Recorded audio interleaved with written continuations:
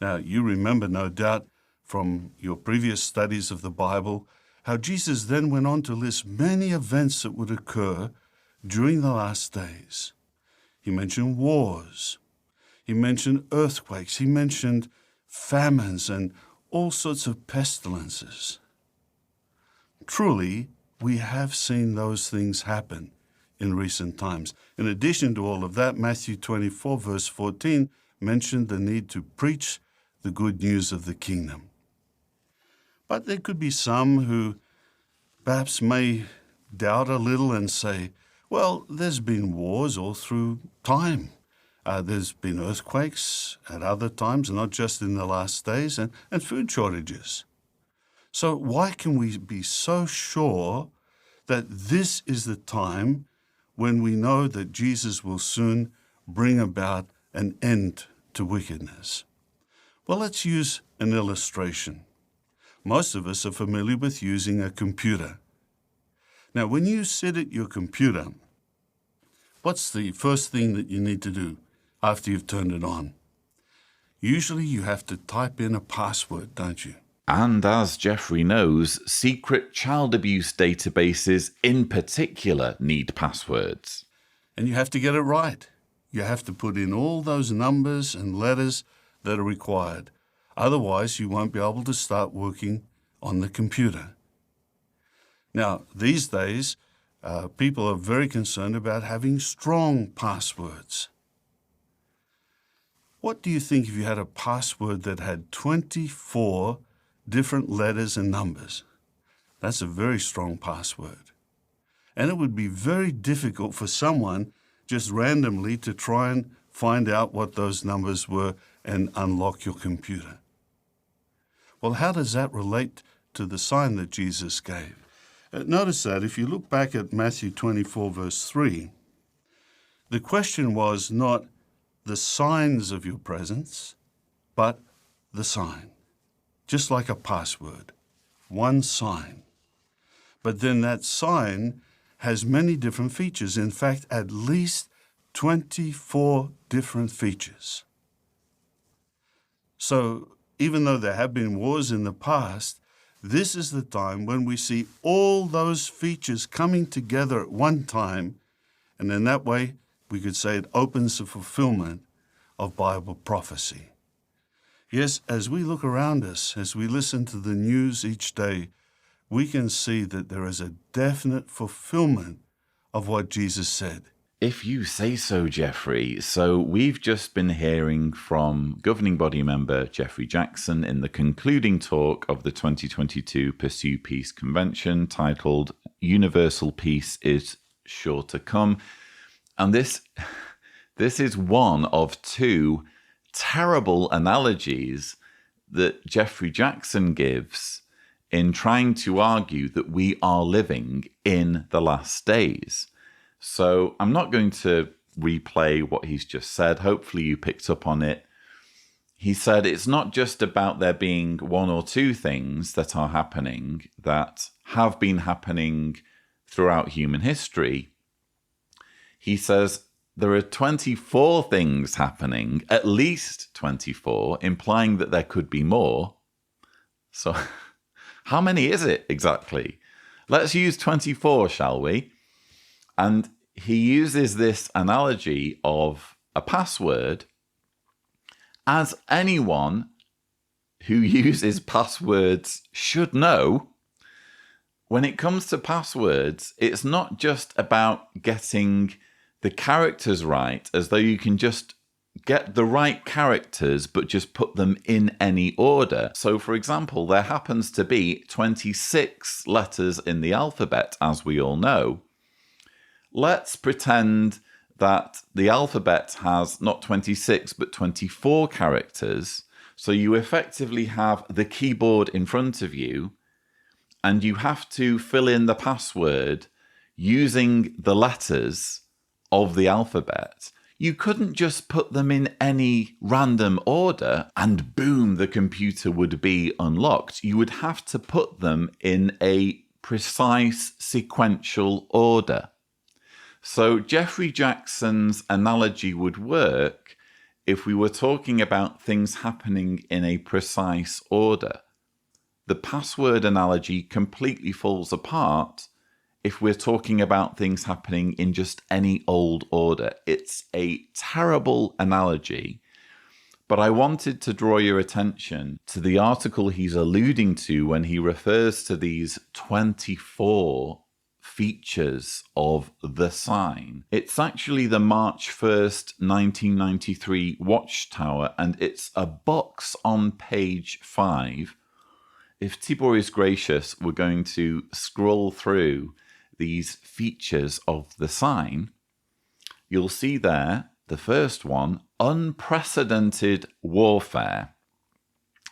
Neither of the scriptures quoted there, Matthew 24, 6 and 7, and Revelation 6, verse 4, neither talk about unprecedented warfare. That's a word they've added on.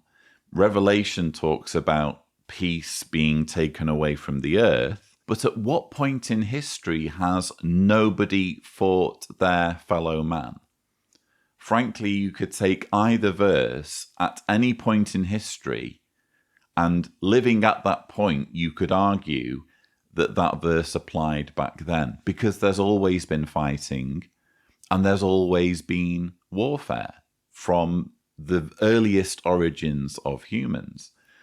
Point 2, earthquakes. When have there been no earthquakes? We live on a planet that is geologically active, a planet with a moving crust. That has always been the case, and therefore there have always been earthquakes.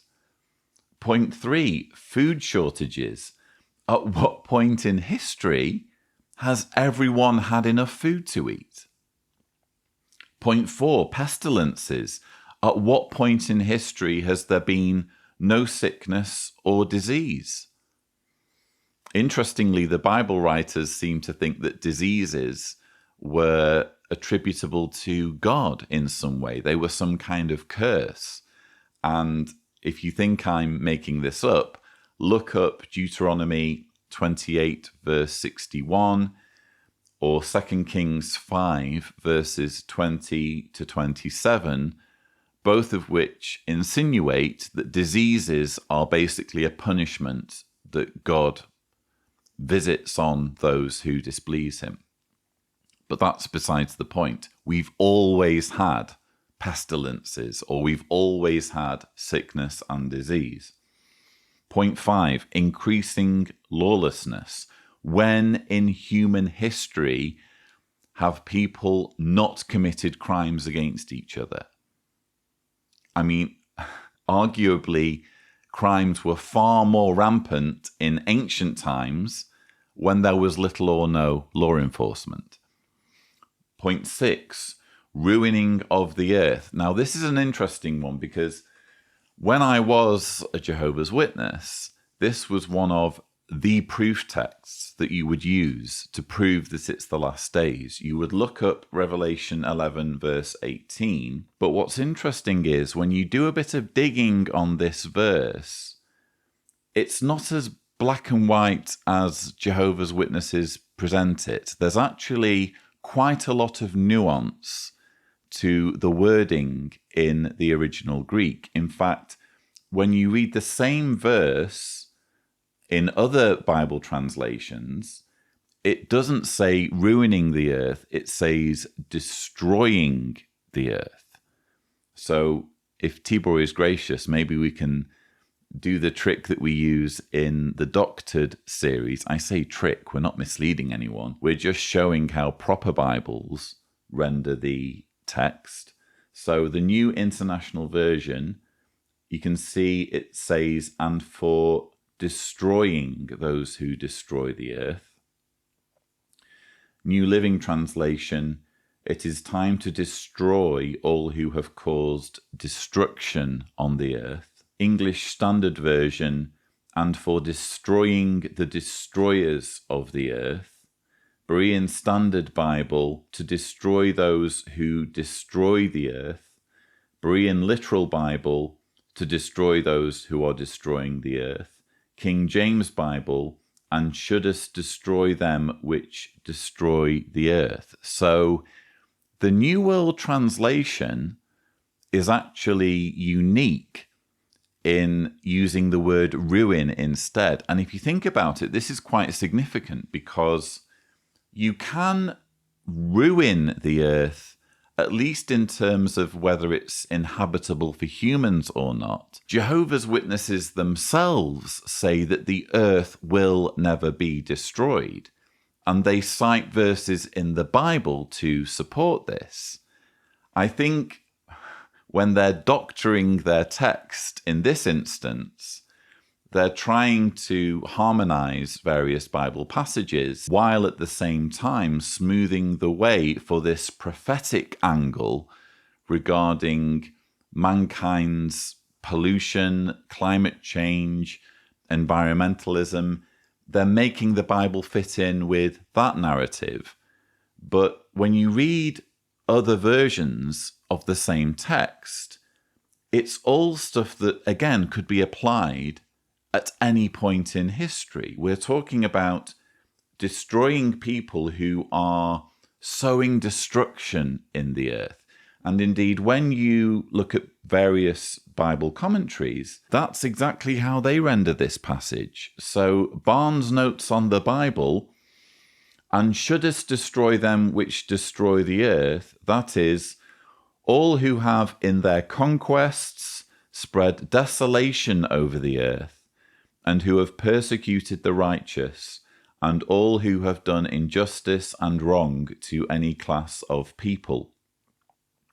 Matthew Poole's commentary, and shouldest destroy them which destroy the earth, the time also is come when thou hast destroyed or wilt destroy that anti-Christian brood, which so long hath plagued the earth and destroyed thy people in it.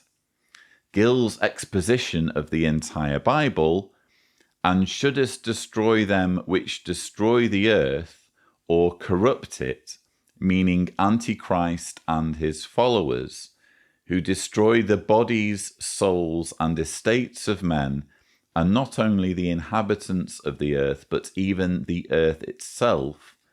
For through that laziness and idleness which they spread wherever they come, a fruitful country is turned into barrenness. If you think about it, just that final statement there about barrenness itself makes perfect sense in terms of the original text. Even in ancient times, it was possible to start a forest fire. Even in ancient times, it was possible to take a fertile land and make it desolate, make it unfruitful, unprosperous. And what's interesting is when you go to the Kingdom Interlinear and look up the original Greek, I'll read the English, but obviously the way it works is they are giving you the words of the Greek, and it doesn't necessarily make a whole lot of sense when you read it in English, but it does give you more of the essence. So Revelation 11:18 in the Kingdom Interlinear, and the nations were made wrathful, and came the wrath of you, and the appointed time of the dead ones to be judged, and to give the reward to the slaves of you, to the prophets, and to the holy ones, and to the ones fearing the name of you, the small ones and the great ones, and to corrupt through the ones corrupting the earth.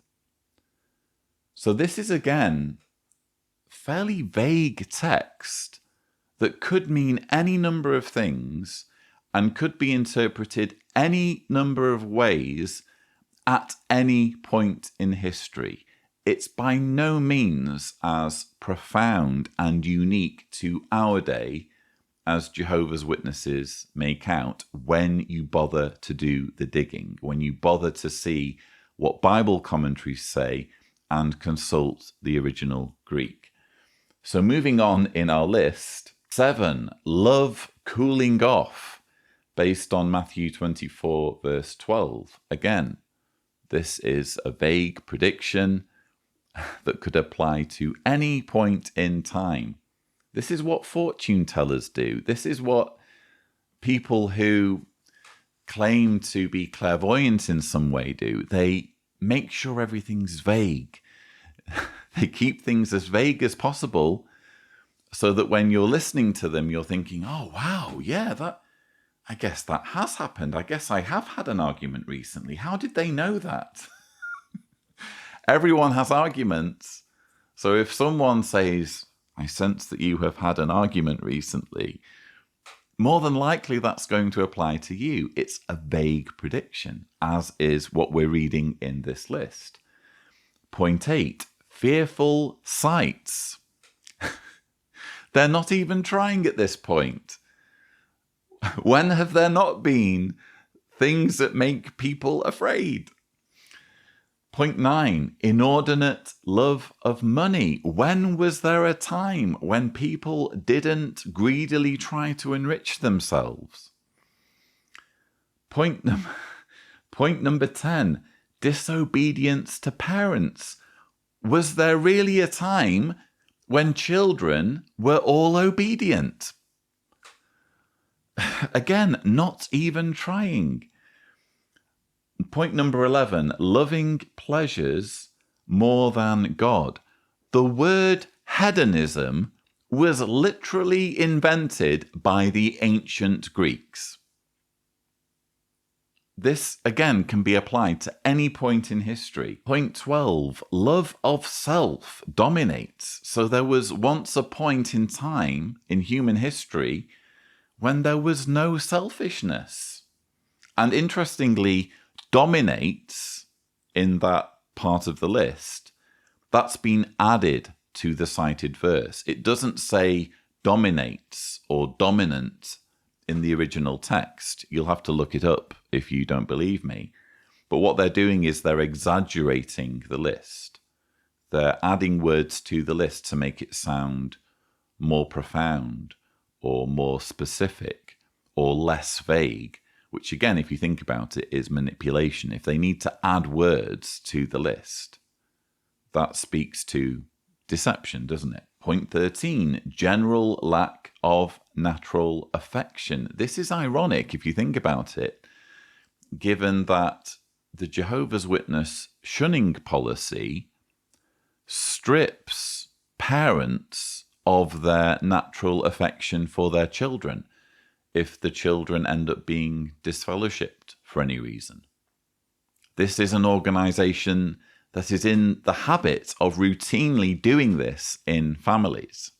But that aside, again, this is a vague prediction that anyone in any point of history could say applies to their time period. Oh yes, there's very little natural affection going on nowadays in the times of the Incas, or the times of the Egyptians, or the times of the Romans. Same thing with point 14.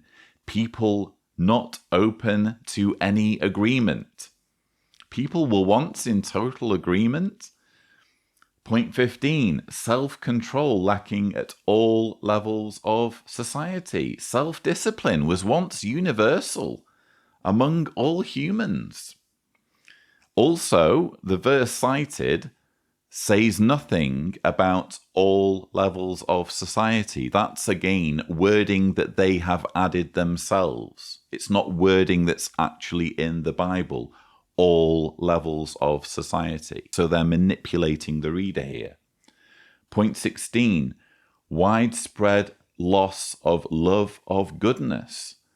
There was once a time when there were no evil people. And again, widespread is not found in the Bible verse that they've cited. Point 17, many hypocritically claiming to be Christian. Throughout the history of Christianity, there have been Christians who point the finger at other Christians and say they're not Christian enough. Point 18, I like this one. Excessive eating and drinking by some. So apparently gluttony and drunkenness has only been a thing, really, since 1914. And would it be amiss to point out that this part of the sign seems to be being fulfilled by certain members of the governing body? Point 19. Ridiculers reject the sign. How convenient that healthy skepticism of doomsday ideology and fear-mongering is included as part of the sign of the last days. Point 20. Many false prophets are active. If you're interested in knowing what a false prophet is, there's a very interesting verse in Deuteronomy 18 verses 20 to 22. I'm not going to read it. I've read it many, many times before on the channel. But this is a verse that identifies false prophets. And if you're a Jehovah's Witness, please read that verse and tell me it doesn't apply to the Jehovah's Witness organization. But that aside, we're still dealing with a vague prediction that can apply at any point in history. Point 21, preaching of the good news of God's established kingdom. Christendom has been evangelizing and sending out missionaries for centuries. There's a reason 90% of Latin Americans identify as Christian. It's not something that's unique to Jehovah's Witnesses to go out and proclaim God's kingdom, to go out and proclaim the end is nigh. It's been happening for centuries. This again is a vague prediction. Point 22, persecution of true Christians, persecution of religious groups, including Christians, has been a thing for as long as there has been religion. And show me a Christian sect or denomination that claims to be untrue. Point 23, cry of peace and security to climax the last days. So this hasn't even happened yet, according to Jehovah's Witnesses, but apparently a political figure seeking or declaring peace and security and vocalizing this is enough to trigger part of the sign. Interestingly, jwfacts.com has a brilliant article summarizing this whole issue of the cry of peace and security and pointing out that throughout human history, going all the way back to Babylonian times, there were political figures proclaiming that they had achieved peace in some way. So again, it's hardly even worthy of comment in terms of it being a prophecy or prediction. And finally, you have item 24, people take no note of danger. There was a point in human history when everyone was taking note of danger. And now, in the last days since 1914, people have stopped doing that. So hopefully I've completely put to bed this ludicrous notion that there are 24 signs all being witnessed today that are unique at this particular point in history. It's simply not the case. And just as a mental exercise, if you're watching this as one of Jehovah's Witnesses, I thought it would be fun to compile my own list of 24 signs that are equally vague and could equally apply to any point in history. And it reads pretty much the same. Point number 1, men and women will be bored with their lives. Point number 2, there will be thunderstorms in one place after another. Point number 3, flocks of birds will be seen in the skies. Point number 4, the sun will go dark. Point number 5, flatulence will abound. Point number 6, people will try to impress their fellow man with large dwellings. Point number 7, traders will charge too much for their wares. Point number 8, there will be an abundance of waves in the sea. Point number 9, volcanoes will send forth rivers of molten rock and clouds of ash. Point number 10, ice will fall from the heavens. Point number 11, people will try to seduce each other. Point number 12. Due to intoxication from wine, people will have headaches. Tony will know all about that. Point number 13. People will hate their fellow man on account of their tribe or skin color. Point number 14. Ravenous insects will drink the blood of mankind. Point number 15. Men and women will find no delight in their own appearance. Point number 16. Dogs will defecate in the streets. 17. Partygoers will awaken regretting what they did the night before. 18. In every nation, people will complain about their leaders. 19. Scabs will form on the skin of men when they fall and scrape themselves. 20. Men will rejoice in seeing others fall and scrape themselves. 21. Men will accumulate livestock. 22. Stupid people will abound and irritate many. 23. People will cheat at games and sports. 24. Crooked men will use lies to control and deceive people.